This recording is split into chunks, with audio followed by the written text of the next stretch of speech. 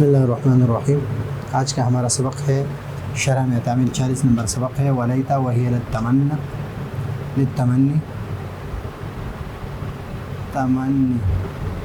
ولیتا وہی للتمنی مثل لیتا زیدا قائم ای اتمنى قیامه ولعل وهي للترجي مثل لعل السلطان يكرمني۔ اب یہاں پر لیتا جو ہے یہ تمنا کے لیے ہے، اور تمنا میں حصول یعنی غیر حاصل شدہ چیز کے حصول کی خواہش ہوتی ہے، تو اس وجہ سے یہاں پر زیدن قائم کی جو تفسیر کی ہے اتمنى قیامہ، یہ صیغہ مضارع سے فرمائی ہے کہ حال میں اس طرح آرزو یہ ہے کہ حال میں زید کا قیام کی آرزو ہے کہ ابھی زید کا قیام ہوتا تو یہ اس کی خواہش ہے، اور اس میں تمنا کی اظہار ہے، اور لعل میں امید کا اظہار ہے، امید رکھنے کا اظہار ہے کہ لعل یہ امید ہے ان کو کہ لعل سلطان یکرمنی، کہ سلطان میری عزت کرے اور میرا اکرام کرے۔ تو لیتا تمنی کے لیے اور لعل ترجی کے لیے، یعنی یہ خواہش اور آرزو کے لیے ہے اور یہ امید کے لیے ہے۔ اب اس کی ترکیب کرتے ہیں لیتا جو ہے یہ مبتدا مؤخر ہے، اور یہاں پر منہا ہے، منہا ضمیر کس کی طرف ہے؟ حروف مشبہ بالفعل کی طرف، منہا، اور یہ منہا جار مجرور ہے، جار مجرور اور متعلق ہے، جار مجرور ہے اور ظرف مستقر ہے، متعلق ہے ثابتۃ کے، ثابتۃ صیغہ اسم فاعل اپنے فاعل اور اپنے متعلق سے ساتھ مل کر یہ ہے خبر مقدم، خبر مقدم، اور مبتدا مؤخر اپنے خبر مقدم کے ساتھ مل کر جملہ اسمیہ خبریہ۔ واو حرف عطف ہے، اگر اس کو معطوف بنائے تو یہ حرف عطف ہے، اور ہیا یہ مبتدا ہے، للتمنی یہ بھی جار مجرور ہے، جار مجرور ظرف مستقر، اور اس کا متعلق جو ہے ثابتۃ ہے یا ثبتت ہے، وہی ثبتت للتمنی یا ثابتۃ، جو ثابتۃ صیغہ اس میں فاعل اور اس میں ضمیر جو ہے فاعل ہے، تو ثابت صیغہ اس میں فاعل اپنے فاعل اور اپنے متعلق سے مل کر یہ خبر ہے اس مبتدا کے لیے، یہ مبتدا کے لیے مبتدا اور خبر مل کر جملہ اسمیہ خبریہ۔ اور اسی طرح ترکیب جو ہے یہاں پر ومنہا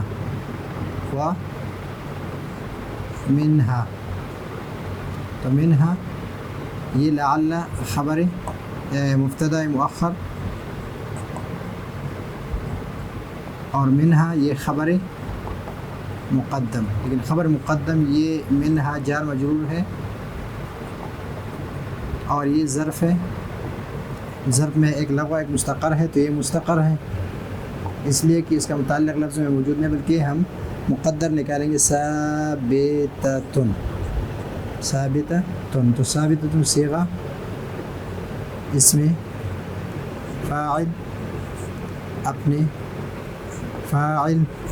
اور متعلق کے ساتھ مل کر یہ ہے خبر مقدم، مبتدا مؤخر اپنے خبر مقدم کے ساتھ مل کر جملہ اسمیہ خبریہ، یہ مبتدا ہے، اور للترجی یہ جار مجرور ظرف مستقر ہے اور متعلق ہے ثابتۃن کے، ثابتۃن کے، ثابتۃن صیغہ اسم فاعل، اپنے فاعل اور متعلق کے ساتھ مل کر شبہ جملہ خبر ہے، یہ بھی شبہ جملہ خبر ہے، اور مبتدا خبر مل کر جملہ اسمیہ خبریہ۔ ابھی مثل یہ مضاف ہے، لیتا حرف من حروف مشبہ بالفعل، زیدن اسم لیتا، اور قائم خبر لیتا، تو اس لیے یہ منصوب ہے اور یہ مرفوع ہے۔ لیتا، لیتا اپنی اسم اور خبر کے ساتھ مل کر جملہ اسمیہ انشائیہ مفسر، ای حرف تفسیر، اتمنى فعل اور ضمیر جس سے تعبیر کی جاتی ہے انا سے، جس سے تعبیر کی جاتی ہے المعبر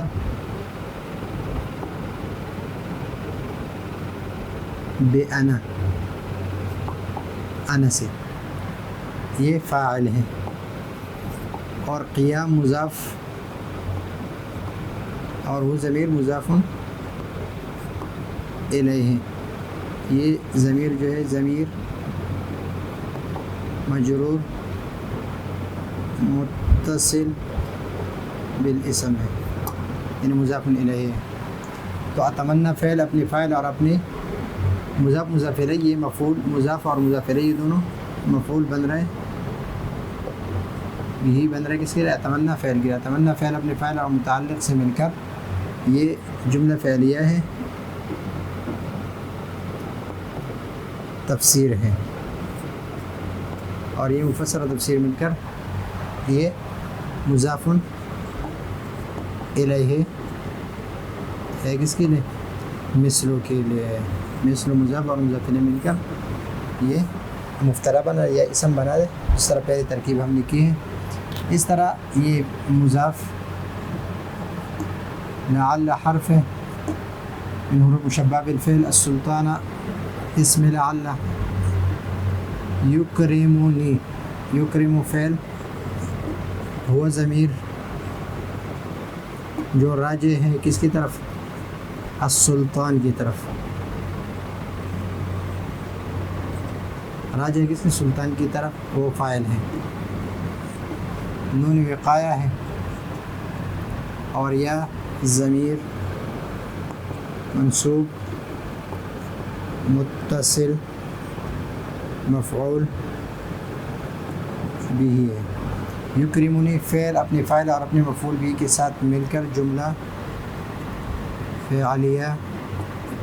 خبریہ خبر ہے لعل کے لیے۔ لعل اپنی اسم سلطان، اسم اور خبر، اسم اور خبر کے ساتھ مل کر جملہ اسمیہ انشائیہ ہے، جملہ اسمیہ انشائیہ، اور یہ مضاف الیہ کس کے لیے؟ مضاف الیہ مثل کے لیے، مثل مضاف اور مضاف الیہ مل کر یا مبتدا بنا لے اور یا مفعول بھی۔ تو یہ ہے آج کا ہمارا سبق کہ لیتا تمنی کے لیے ہے اور لعل ترجی کے لیے ہے۔ فرق جو ہے آگے کے سبق میں انشاءاللہ بیان کریں گے۔ تو یہ آج کا ہمارا سبق، اگلے سبق کے لیے اجازت چاہتے ہیں۔ اللہ حافظ۔